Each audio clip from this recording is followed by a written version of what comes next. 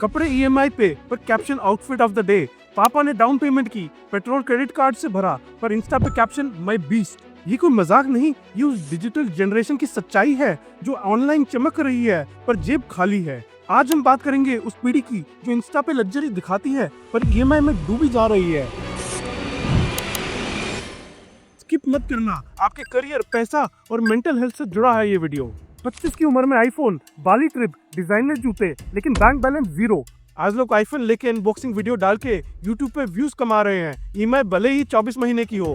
Goa trip अब yearly नहीं quarterly होता है ईएमआई पे। पर जब गोवा की ट्रिप इस जनरेशन को बांग्लादेश जैसा लगता है तब रियलिटी दिखाई नहीं जाती। सोशल मीडिया ने एक इल्यूजन बना दिया है जहाँ लोग 25,000 सैलरी में 20,000 के स्नीकर्स ईएमआई पे ले रहे हैं सिर्फ एक फोटो के लिए। कपड़े, गैजेट, ट्रिप सब कुछ क्रेडिट कार्ड पर चल रहा है, पर डिजिटल दुनिया में हम सब बिलियनर लगते हैं। एक रिपोर्ट के मुताबिक 60% जेनजी लोग अपनी सोशल मीडिया इमेज को मेंटेन करने के लिए फाइनेंशियल स्ट्रेस में जा रहे हैं। सिर्फ एक इंस्टाग्राम स्टोरी डालने के लिए लोग 3-4 महीने की ईएमआई भरते हैं। पिछली पीढ़ियां 40 की उम्र में पहला लोन लेती थी घर के लिए। आज का जेन जी 23 में पहला पर्सनल लोन, 24 में क्रेडिट कार्ड और 25 में बाय नाउ पे लेटर। तो कौन है ये जेन जी? ये वो पीढ़ी है जो रफली 1997 से 2012 के बीच पैदा हुई।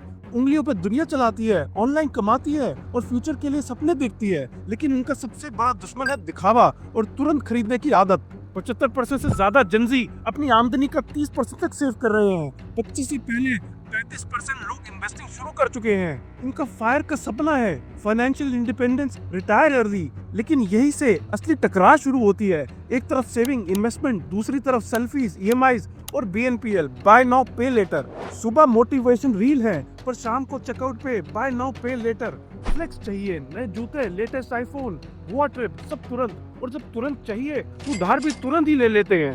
फ्यूचर बनाना भी, पर आज का दिखावा छोड़ नहीं पा रहे। अंदर से फायर पर बाहर से FOMO, fear of missing out. BNPL यानी बाय नाउ पे लेटर एक नया जाल है। आज खरीदो, बाद में चुकाओ। 1 लाख का फोन महंगा लगता है पर 2,999 पर मंथ सस्ता लगता है। बस यही गलती जेनजी बार बार कर रही है। इनमें से 70% लोग एक्चुअल इंटरेस्ट रेट समझते ही नहीं, और जब समझते हैं तब तक कर्ज सर से ऊपर होता है। एक केस में बैंगलोर के एक 24 साल के लड़के के पास 4 क्रेडिट कार्ड्स थे। टोटल आउटस्टैंडिंग 5,20,000 हो गया, सिर्फ फूड डिलीवरी, गैजेट्स और कॉन्सर्ट्स की ईएमआई में। ईएमआई डिफॉल्ट हुआ और क्रेडिट स्कोर 780 से 510 आ गया। और ये सब सिर्फ नंबर्स नहीं है, इसके पीछे असली कहानियां हैं। दिल्ली का एक केस याद करो। एक 14 साल का लड़का अपनी माँ की सोने की चेन, रिंग और बालियां चुरा ली। क्यों? अपनी गर्लफ्रेंड को बर्थडे पे आईफोन गिफ्ट देना था। सोचिए, 14 की उम्र में प्यार का सबूत आईफोन बन गया है। एक और क्लिप वायरल हुई थी। एक फूल बेचने वाली आंटी पैसे देती दिख रही थी अपने 22 साल के बेटे के लिए आईफोन लेने के लिए। लड़का 3 दिन से भूख हड़ताल पर था। आईफोन नहीं मिला तो मैं खाना नहीं खाऊंगा। इतने सारे पैसे लेकर आए हो तो किस लिए लेकर आए फोन? आईफोन खरीदने के लिए। आईफोन खरीदने के लिए क्या हो? ये सिर्फ फोन नहीं, ये प्रेशर कुकर है जिनमें जेनजी उबल रही है। पर सवाल ये है, क्या हम सिर्फ गैजेट के दिखावे में फंसे हैं? ये ब्रांड की अंधी दौड़ हमारी हर खरीद पर हावी हो चुकी है। एक कहानी और सुनो जो तुम्हारे दिमाग के पर्दे खोल देगी। अमेरिका में एक शू कंपनी थी पेलेस, जो सस्ते जूते बनाती थी $10, $20 में। लेकिन 2018 में इन्होंने एक ऐसा सोशल एक्सपेरिमेंट किया जिसने पूरी दुनिया को हिला दिया। उन्होंने एक नकली हाई एंड लग्जरी बुटीक बनाया, नाम रखा पलेसी, और अपने वही $10-20 वाले जूते का प्राइस 1800% तक बढ़ा दिया। $600 से लेकर 6,000 तक। स्टोर लॉन्च पर कौन आया? बड़े बड़े social media influencer, fashion designer. जब उन्हें इन जूतों के प्राइस टैग्स दिखे तो उन्होंने इन्हीं आम जूतों के तारीफ के पुल बांध दिए और कई वायरल रील बनाई जिसमें वो कह रहे हैं just such high quality, high fashion shoes. They're elegant, sophisticated. I just think it's so classy. And I could tell it was made with high quality material. सोचो, ये सारे वही $10-20 वाले जूते थे, लेकिन लोग वाह वो जूते नहीं, वो ब्रांड का टैग, लग्जरी एम्बियंस और सबसे बढ़कर वो वैलिडेशन खरीद रहे थे। अपने फिजिकल कंफर्ट के लिए नहीं, सिर्फ सोशल स्टेटस के लिए। और जब वो स्टोर से निकलने से पहले उन्हें सच बताया गया, वो शॉक्ड हो गए। वो 1-2 सेकंड का रियलाइजेशन जब उन्हें पता चला कि उनके एक्सपर्टाइज का कितना लाजवाब फायदा उठाया गया है। ये सिर्फ प्रोडक्ट की बात नहीं, हम एक्सपीरियंस के दिखावे में भी डूब चुके हैं। पिछले साल का कोल्ड प्ले कॉन्सर्ट याद है? लोगों ने टिकट्स के लिए लाखों खर्च किए, लेकिन जब उन्हीं फैंस से कॉन्सर्ट वेन्यू पर पूछा गया कि क्रिस मार्टिन कौन है या कोल्ड प्ले के 2 फेवरेट गाने सुनाओ, तो कंफ्यूज हो गए। Are you a Coldplay fan? Definitely. Yeah, of course. I mean, Coldplay is love. I'm a big Coldplay fan. Of course, yes. Yes. Name any 2 members from Coldplay. चल Coldplay के 2 member का नाम बता। यार ये क्या पूछते हैं यार लोग मुझसे? चल एक मेंबर बता दे Coldplay का, चल 2 ने एक बता दे। एडम है। Chris Brown. Yeah, Chris Brown. That's all I know. और हद तो तब पार हो गई जब इंस्टाग्राम पर पेजेस आने लगे जो इन कॉन्सर्ट की स्टोरीज बेच रहे थे उन लोगों को जो कॉन्सर्ट अटेंड नहीं कर पाए, ताकि वो भी 4 लोगों को बता सके कि हम भी कोल्ड प्ले के कॉन्सर्ट में गए थे। कोरहाम ही कोराम मचा हुआ था। ये वीडियो आपको सोचने पर मजबूर कर रही है, राइट? अगर हाँ तो अभी इस वीडियो को एक लाइक दो और चैनल को सब्सक्राइब करके बेल आइकन दबाना मत भूलना। आपके सपोर्ट हमें ऐसी डीप इंसाइट लाने में मदद करते हैं। और ये शो ऑफ सिर्फ फोन्स और ट्रिप तक सीमित नहीं था। इंडिया की सड़कें भले ही पतली हो गई हो, पर एसयूवी चाहिए, क्योंकि कार अब जरूरत नहीं ईगो का एक्सटेंशन बन चुकी है। क्योंकि जेनजी छोटी गाड़ी नहीं चलाता, मैं 20 चलाता है।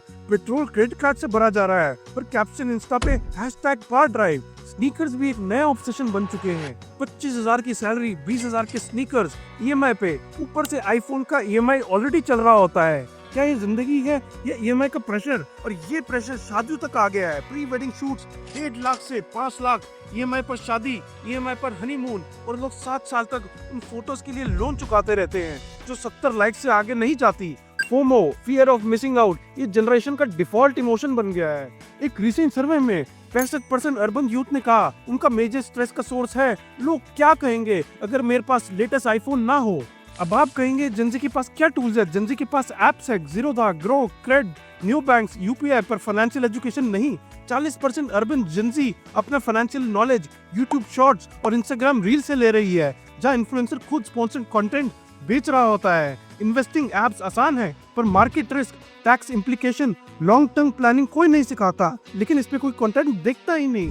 रिकवरी एजेंट का फोन, EMI मिस करना, तनख्वाह का इंतजार, ये सब अब कॉमन हो गया है, पर लोग बात नहीं करते। डिप्रेशन साइलेंटली बढ़ रहा है। 42% भारतीय फैमिलीज किसी न किसी कर्ज में डूबी हुई है, और उनमें से अधिकतर जेनजी है जो इमोशनल ब्रेकडाउन के करीब है। एक 2024 स्टडी ने बताया कि EMI स्ट्रेस के कारण 18 से 30 एज ग्रुप में एंजाइटी केसेस 2x हो गए हैं पिछले 5 साल में। ये कोई कोइंसिडेंस नहीं, ये एक सिस्टमैटिक ब्रेकडाउन है। घर खरीदना, शादी करना, बच्चों की प्लानिंग सब डिले हो रहा है। क्रेडिट स्कोर 100 पॉइंट्स गिर जाता है एक मिस पेमेंट से। करियर और लोन दोनों खतरे में पड़ते हैं। रिटायरमेंट प्लानिंग कहीं दूर का सपना लगता है, पर सच ये है अगर 25 की उम्र में सेविंग शुरू नहीं की तो 45 में रिटायरमेंट सिर्फ एक जॉब बन जाएगा। अगर यही ट्रेंड चलता रहा तो 2050 तक इंडिया में 96 ट्रिलियन रुपीस की रिटायरमेंट सेविंग का गैप होगा। इस जाल से निकला जा सकता है, ये किसी ऐप में नहीं, आपके माइंडसेट में है। फाइनेंशियल लिटरेसी को सिलेबस का पार्ट बनाओ स्कूल से।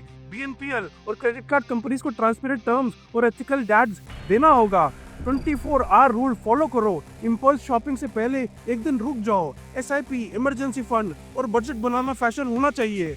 लग्जरी दिखाने का असली तरीका ये है कि आपके पास पैसा हो और आप किसी बैंक के फोन से ना डरें। आप हर महीने 500 या 1000 से SIP शुरू कर सकते हो। रिच दिखना इजी हो गया है, पहले रिच बनना पड़ता था। अगर आप सच में चाहते हो कि बैंक बैलेंस भी इंस्टाग्राम के जैसे दिखे तो क्रेडिट से नहीं, क्लैरिटी से जीना शुरू करो। लग्जरी वो नहीं जो लोन पे ली हो, लग्जरी है जब आप बिना EMI के सो सके, जब आपके बैंक अकाउंट में पैसे हो और मन में सुकून। ये वीडियो सिर्फ वेकअप कॉल है। क्या आप रेडी हो या EMI के मजे में फ्यूचर सैक्रिफाइस करने वाले हो? चॉइस आपका है। आपका पर्सपेक्टिव क्या है जेनजी के शो ऑफ कल्चर के बारे में? जरूर नीचे कमेंट्स में बताओ। तुम्हारे थॉट्स सुनने बहुत जरूरी हैं। ऐसी डीप डाइव वीडियोस आपके लिए हर हफ्ते लेके आते हैं। वीडियो को लाइक करो और चैनल को सब्सक्राइब करना मत भूलना। मैं आपसे मिलूंगा अगले वीडियो में। Good bye.